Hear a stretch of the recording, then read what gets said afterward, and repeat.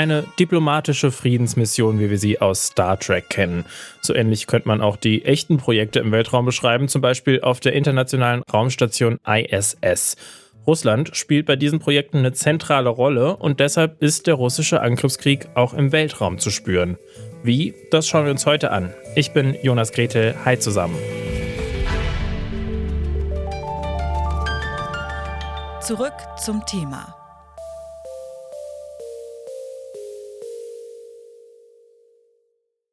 In der Wissenschaft ist es üblich, dass Forschungsteams international zusammenarbeiten. In der Raumfahrt ist es besonders wichtig. Hier geht es nämlich oft um riesige Projekte mit sehr, sehr vielen Beteiligten. Und die werden oft schon lange vorher geplant und kosten viel Geld und Ressourcen. Der russische Angriffskrieg auf die Ukraine war deshalb ein ziemlicher Schock für die internationale Forschungsgemeinschaft. Wie die reagiert hat, das hat mir Nisha Gaint erzählt. Sie leitet das Europabüro der Fachzeitschrift Nature. So the reaction that we saw was pretty similar to the reaction that we saw from the Western nations immediately after the invasion happened. So very quickly, national science academies, scientific collaborations between Western nations and Russia started cutting off links. And in space, that was an immediate question because, as we know, Russia is an enormous player in the International Space Station. So there was the question of what was going on in space as this tension was developing on Earth. So far, the ISS seems to have been unaffected in terms of its kind of day-to-day operations. But the major questions about the International Space Station is how this tension between the West and Russia will affect it in years to come. And these are likely to be the final years for the ISS. Also auf der ISS ist der Krieg noch nicht angekommen. Dennoch, die Wissenschaftlerinnen und Wissenschaftler arbeiten dort oben im All ja alle auf engstem Raum zusammen. Ich habe Nisha Gaint deshalb mal gefragt, wie dort gerade so die Stimmung ist. There are usually a couple of cosmonauts and a couple of astronauts that are on the station. It's usually about 6. News outlets picked up that when this recent launch happened, and I believe it delivered 2 cosmonauts to the station, they arrived in a rather unusual yellow and blue uniform, which seemed symbolic, certainly, that Russian cosmonauts were wearing what were conspicuously the colours of the Ukrainian flag.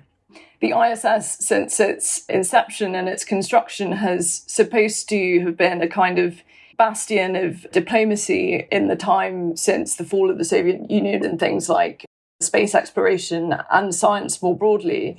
So it does seem that at the moment the ISS seems to be kind of operating in a kind of politically neutral way. Bisher ist die ISS eher neutral. Deshalb hat es auch so viel Aufsehen erregt, als russische Raumfahrer im März in den ukrainischen Nationalfarben auf der ISS gelandet sind.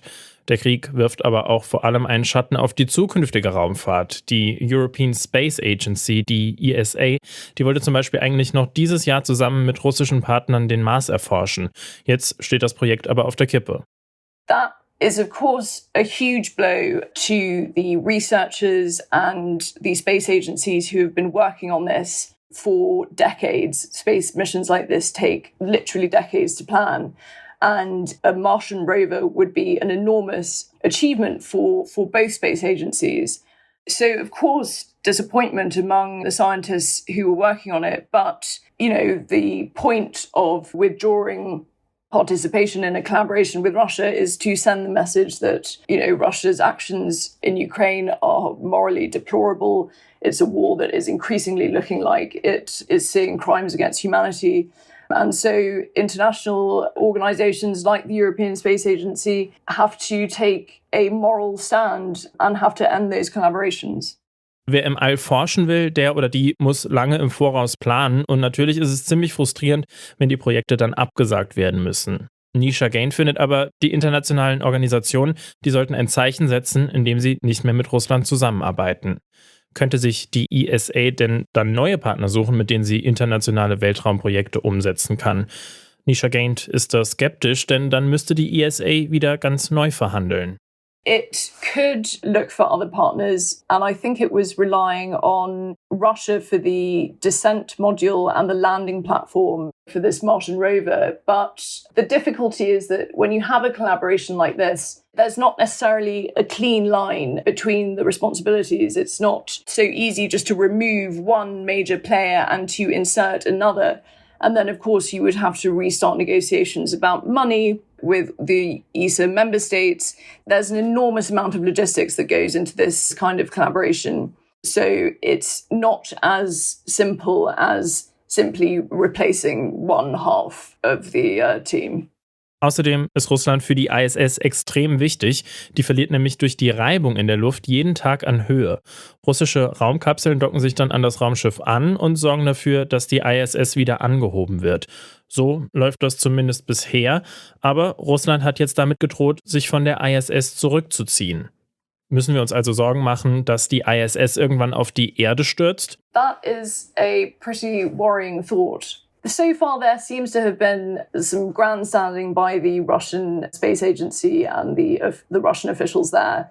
They have made these sort of, we might call them symbolic gestures of, covering up other countries' flags on Russian Soyuz rockets. So far, the player that we would look to see what's going on here is NASA, of course, the other major player in the ISS. And so far, we've heard reassuring messages from NASA that operations continue as normal on the ISS and that Russia will continue to fulfill its duty of making this orbital correction, this orbital boost when it needs to. I would hope that absolutely not. We don't need to worry about the ISS falling out of the sky. But what we would be looking at over the next few years as the project comes to a close is how that project comes to a close. Will Russia withdraw its collaboration in a more dramatic way as this tension and this war develops?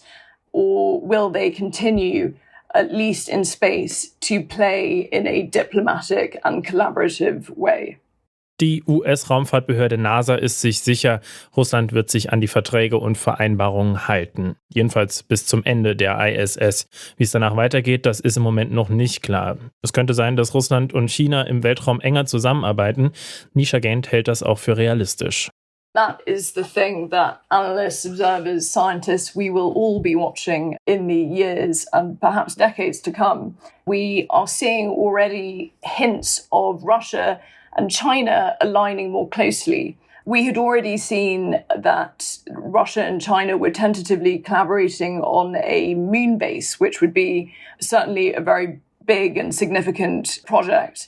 And the Ukraine invasion could be seen as the sort of straw that has broken the camel's back in that relationship. And so we will certainly be seeing whether Russia and China will collaborate further and also whether India might also come into that because they're another nation that has not condemned Russia. Their ties might grow closer.